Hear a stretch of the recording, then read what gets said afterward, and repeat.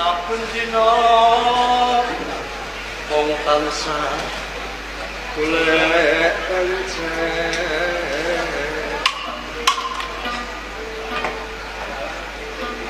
ora mikir yang dalu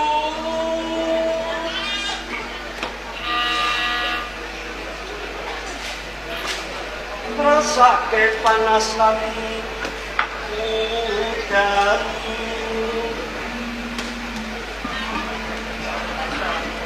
bakal koyong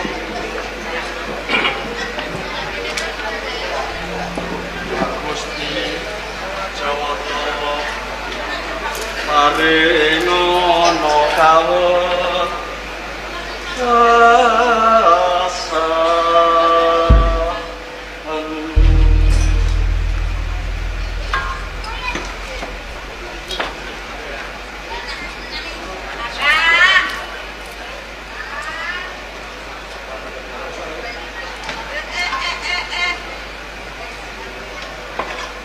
kok nyusul ning alas barang opo?